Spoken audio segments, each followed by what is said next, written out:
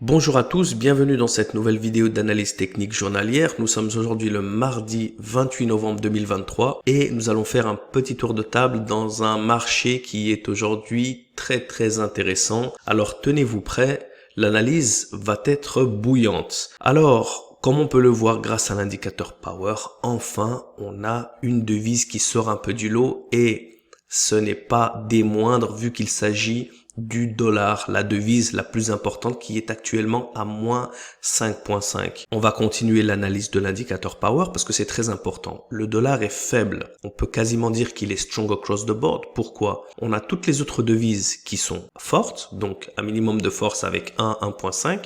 On a un yen qui est à moins 0,5, donc ça serait le seul qui sort du lot qui ne pourra pas nous montrer une tendance. Et on a un franc suisse qui est à moins 0,5 ici, moins 1, moins 0,5. Donc ce qui fait que la seule raison pour laquelle le dollar n'est pas faible contre le suisse et contre le yen, c'est parce que ils sont proches de 0. D'accord? Donc s'ils étaient à moins 4 ou à moins 3, dans ce cas on pourrait dire que les deux sont faibles, ce qui n'est pas le cas, ce qui en fait un scénario extrêmement intéressant. On continue avec l'indicateur matrix, et on peut voir ici que le dollar est resté faible pendant une bonne période. Il était bloqué à 0 ici et d'un coup il s'est affaibli. Il ne vient pas de force en faisant un gros croisement de faiblesse. Donc c'est très intéressant. On peut voir par exemple le dollar néo-zélandais, le NZD ici qui est resté fort aux alentours des 1, 2. Mais c'est comme ça qu'on analyse avec l'indicateur matrix. Si par exemple le NZD est à moins 3 et il passe à plus 3, non. Attention au changement brusque de force ou de faiblesse. Donc on a un dollar qui est très intéressant et nous allons faire un tour de table de ce fameux dollar. Alors qu'est-ce qu'on a ici? Enfin, longue tendance haussière avec cette grosse cassure qui s'est poursuivie à la hausse et qui se continue dans notre range blanc ici. Les supports qui sont bien alignés, les résistances qui sont bien alignées, cette lock ici qui vient rebondir au niveau de la résistance qui est très proche de l'ouverture, on est toujours bon, cette lock là qui est absolument magnifique, ça craque et les marchés viennent ranger et viennent toucher l'ouverture, celle-là qui est encore une fois absolument magnifique, les marchés qui viennent toucher ici au niveau de l'ouverture et qui continuent par la suite dans la hausse, et la dernière ici qui est encore une fois respectée avec une GMT7 qui vient rebondir juste sur la fermeture de la lock. Qu'est-ce que ça veut dire? On est enfin sur du 5 étoiles. On a la longue tendance et la courte tendance qui matchent. On a les locks qui sont bons, les supports qui sont très réguliers, les résistances qui sont très régulières, la lock qui est confirmée, la dernière lock qui est confirmée avec la GMT7. Donc tout est absolument magnifique. La seule chose qu'on pourrait dire, c'est que les supports et les résistances ne sont pas super espacés pour l'australienne. On n'a pas une grosse tendance avec un angle un peu plus élevé, mais bon, c'est pas grave, c'est pas si mal. Mais on va continuer avec les autres devises, bien sûr. Donc l'euro, si on continue de voir ici, on a dit l'euro est à 0,5, le franc suisse est à moins 0,5 malheureusement, et le yen. Donc cela, ce n'est pas pour cette raison qu'on ne peut pas les trader, mais c'est pour cette raison qu'on ne montre pas la tendance. Donc ici, on ne montre pas la tendance, on a ici une montée. Attention ici, les plus hauts n'ont pas été craqués. D'accord? Cette petite tendance haussière, elle est toujours plus bas que le high watermark ici. C'est pour cette raison qu'on devrait un petit peu attendre sur l'euro. Les supports montent un peu, les résistances sont un peu plates, d'accord? On a du mal à voir de la lock ici qui se dessine. Si on en avait une, on aurait eu potentiellement une ici, mais comme vous pouvez le voir, on a un petit peu du mal sur l'euro-dollar, donc on patiente, on le laisse de côté. On a quand même de l'opportunité très bonne sur l'australienne. On va voir un petit peu sur le sterling, qu'est-ce qu'on a? On a de la tendance haussière, qui se poursuit ici en tendance haussière. On a déjà passé les plus hauts, donc on est sur du high watermark ici, on est très bon. Donc on a déjà cassé les résistances précédentes. Les supports sont très réguliers. Les résistances, ici un peu moins, mais ça s'espace encore mieux que l'australienne. On a une tendance haussière qui est encore plus healthy. Et on a ici une lock qui vient rebondir. On a une deuxième lock ici qui vient rebondir sur le milieu. Et on a une troisième ici avec une GMT7 qui vient rebondir exactement sur la médiane.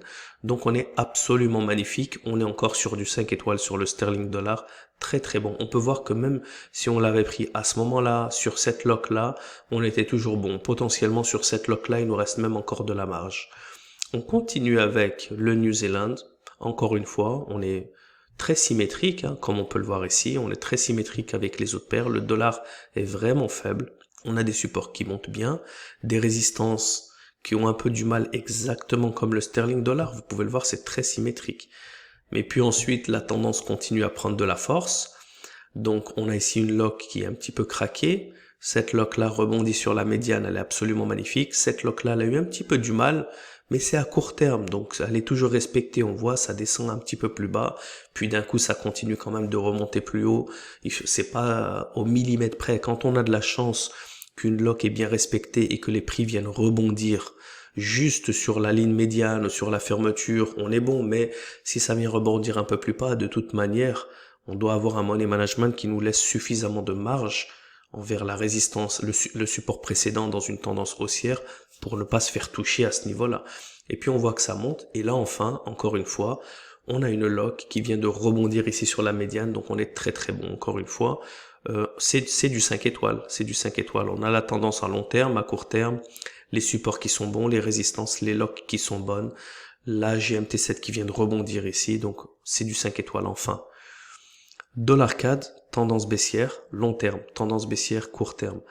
Les résistances ont un peu du mal, mais elles continuent ici. Les supports, elle a un petit peu du mal, donc c'est pour cette raison que déjà, on est en train de perdre une étoile avec les supports et les résistances.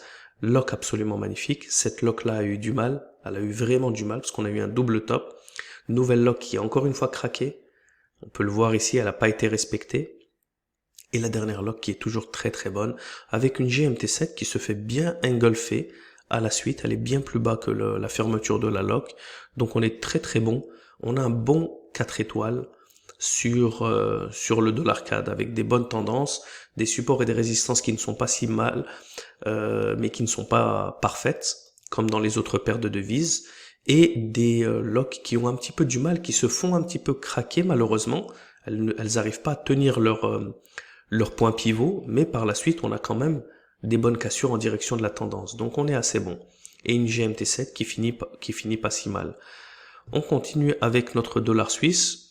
Donc déjà très rapidement, on se rappelle que le suisse était à moins 0,5. C'est pour cette raison qu'on a du mal ici à dessiner une tendance, et de toute manière c'est pas si mal.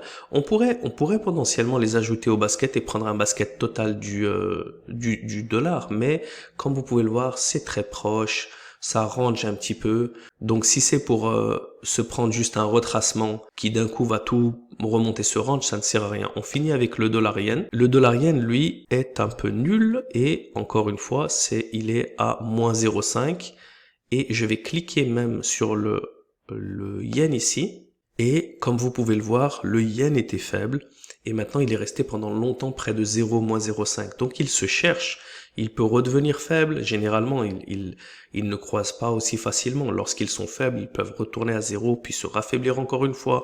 Potentiellement, il peut se croiser, mais là on a de la grosse incertitude. Donc quand on retourne sur le dollar yen, on peut voir visuellement cette incertitude. On avait une très bonne tendance baissière, il a trop retracé, les résistances ici sont dans un rectangle, d'accord, toutes les résistances sont alignées les unes aux autres, les supports montent et puis redescendent, on n'est pas bon du tout, donc non, le dollar yen, on le laisse de côté. Donc pour faire un résumé de ce dollar, on a un Australian dollar qui est très très bon à 5 étoiles, on a un euro dollar qui est bon, mais qui ne casse pas la résistance précédente, le plus haut précédent, donc on peut patienter. Le sterling dollar est absolument magnifique. Le New Zealand dollar est très très bon. Le dollar CAD est pas parfait comme les autres paires de devises, mais assez bon. C'est du 4 étoiles. On a un dollar suisse qui est un petit peu comme l'euro dollar. Il se cherche un peu, il a du mal. Donc on peut l'ajouter sur le basket. Si on croit en la faiblesse du dollar qui va être beaucoup plus faible que le suisse. Et le dollar yen, lui, par contre, non, parce que le dollar yen a bien retracé, il est en train de ranger ici, donc on a vraiment du mal. Donc voilà pour le dollar, mais enfin, on a de l'opportunité qui se dessine. Et là, comme on peut le voir, comme tout est à 1, 1.5, Ça, c'est vraiment du scénario basket de niveau 1. On n'a pas de 3, on n'a pas de 4, on n'a pas de 2.5, donc on ne va pas, dans ce genre de scénario, prendre le risque d'aller ouvrir de l'euro, du sterling ou de l'australienne qui sont à 1.5 contre un dollar qui est très très faible, qui potentiellement va se raffaiblir et va influencer ces autres devises. Donc on préfère uniquement analyser cette devise-là qui sort du lot et pour pouvoir prendre cette opportunité. Voilà, c'est donc la fin de cette analyse technique journalière. Je vous dis à demain pour une nouvelle vidéo. D'ici là, bon courage et bon trading à tous. Ciao, ciao.